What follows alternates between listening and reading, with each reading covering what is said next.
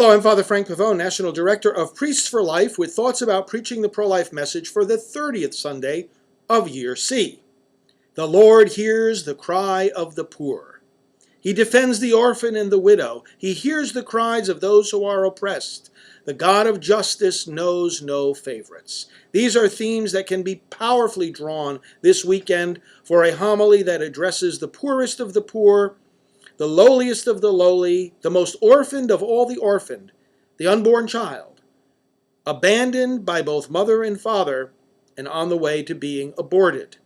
These are the oppressed whose cry God hears, and yet they don't even know yet how to articulate that in a prayer, which is why our prayers need to supply for their inability to pray and our actions to supply for their inability to defend themselves.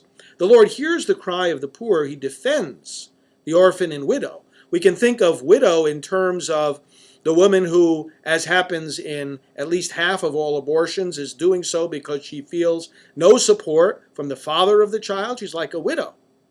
And the Lord defends her too. If the Lord defends her, the Lord defends the child, that means we, the people of the Lord, must rally to their help.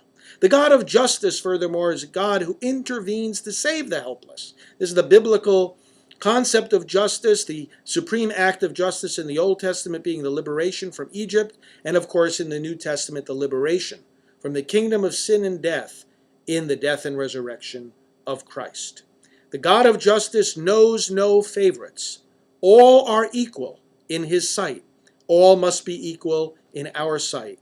No distinction between born and unborn, between those whom the courts want to recognize as having rights and those whom the courts want to recognize as non-persons. We don't acknowledge that distinction because the God of justice knows no favorites. We will be on the side of the poor, of the weak, of the widow, of the orphan, of the unborn child, of the pregnant mom who doesn't know where to turn except to the abortion clinic. Let her know she can turn to us. And as the church of the living God, let's show forth his justice and his concern for the poor. God bless you.